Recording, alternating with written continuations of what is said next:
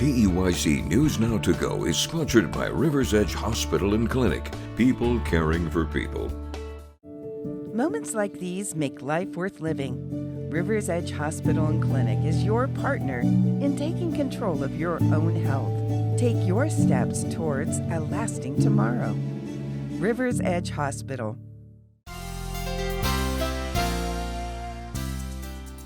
Hello and thanks for joining us for this KEYC News Now to Go update. I'm Jackson Jurek. In a few minutes, I'll be joined by First Alert meteorologist Caitlin Lohr with a look at today's forecast, a recap from the storm yesterday, and the cool week ahead. We have a heads up for drivers using Highway 15 in Fairmont. A project is set to get underway next week. The Minnesota Department of Transportation will begin a 3-week resurfacing project on Highway 15 in Fairmont starting next Monday. The project will improve the road surface on Highway 15 in Fairmont between 10th Street and Goman Road. MnDOT says the work will not require a detour and drivers should expect lane closures and turn lane restrictions. The $1.5 million project is expected to be complete in late August. RibFest is coming to town later this week, and city officials say it's the biggest event Mankato has to offer. Randall Gim met with a local restaurant owner to hear what kind of impact RibFest can have. With Mankato's 27th annual RibFest right around the corner, local restaurant owner Willis Stout is hoping foot traffic from the big event will hit the mark for his expectations. For RibFest, I expect that one will be a bit bigger and there'll be a bit more widespread, like people visiting from town and trying to check stuff out. Stout recently acquired JD's Hideaway off of East Cherry and South Front Street.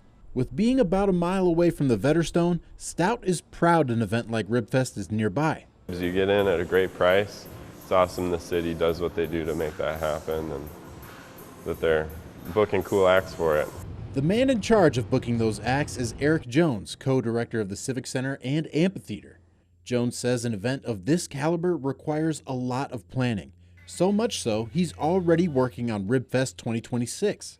But yeah, it's definitely the biggest show that we produce between the two properties. With RibFest being host to 4 concerts throughout the weekend, Jones is optimistic that folks will be traveling into town to get a taste. Potentially, doing some shopping, buying some gas. So it's bringing people into the community. Hopefully, we see some repercussions across the community as well. Jones said RibFest is expected to bring in tens of thousands of people over the course of the weekend.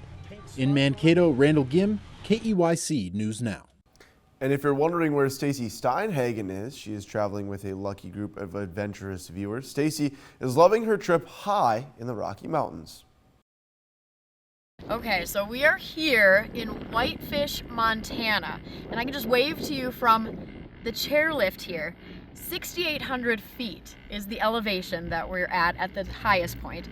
And this is something that's outside my comfort zone. I've said it many times on air that I don't like heights, but when you're on vacation, that was a little bumpy right there, you might have felt that. When you're on vacation, do things that are outside your comfort zone. So on that front, on this trip, we have found success. So here at Glacier, there's so much to see. When we're inside these vehicles that are called jammers, that were built between 1936 and 1939, they're really amazing vehicles. We do something that's called the Prairie Dog Pop-Up, because this way, we're trying to see all of Mother Nature's beauty, and we're looking for some wildlife.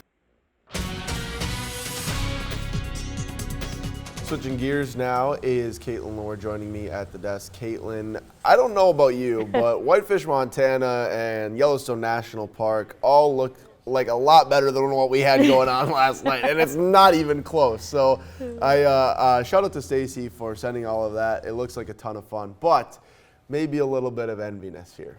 Yeah, have you ever been to Yellowstone? I have been there twice. It's so beautiful. It's absolutely beautiful. If you've never been there, I highly recommend putting it on your travel bucket list. For sure. Hopefully they've been having better weather than we've been having, because last night was something else out there.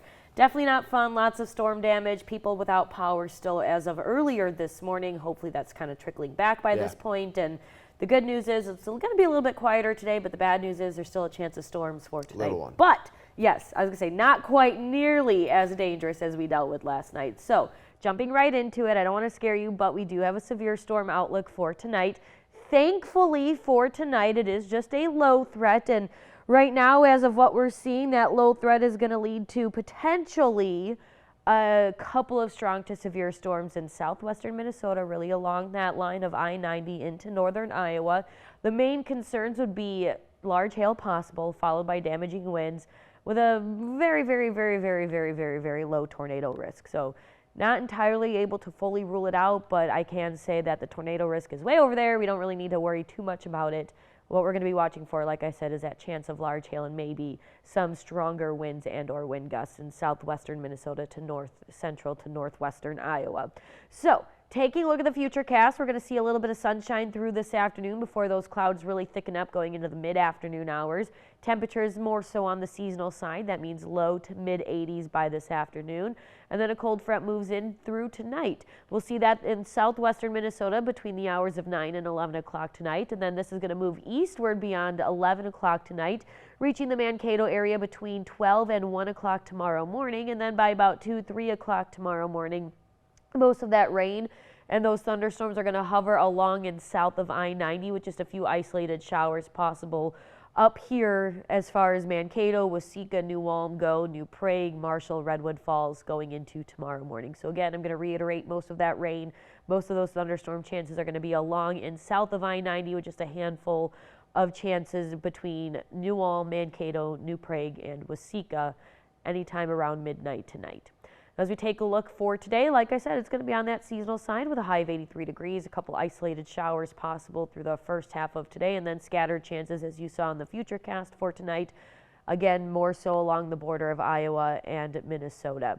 Temperatures overall will drop to a low of 67 degrees by tomorrow morning. Now taking a look at tomorrow, we'll pick up where we left off with those showers and lingering thunderstorms along I-90 and south of there into northern Iowa. Throughout the day tomorrow, we're going to teeter between partly cloudy and mostly cloudy, which means pockets of sunshine at times, but again, isolated thunderstorms possible across portions of southern Minnesota through tomorrow morning and afternoon, with scattered chances continuing on and off across portions of northern Iowa, not only tomorrow morning, but through tomorrow afternoon, eventually fizzling out, leaving behind isolated showers, a thunderstorm or two possible between Fairmont, Mankato, Waseca, New Ulm, New Prague, and of course a little bit east of there towards Rochester through tomorrow evening and tomorrow night. But then all of this will fizzle out, leading to sunshine as we make our way into Thursday. With all that being said, we've got rain tonight, a couple isolated chances throughout tomorrow. Rain totals will be heaviest again along I-90, where we're going to see most of that thunderstorm activity tonight, with rain totals ranging anywhere from a half an inch up to just over an inch possible around the Fairmont area.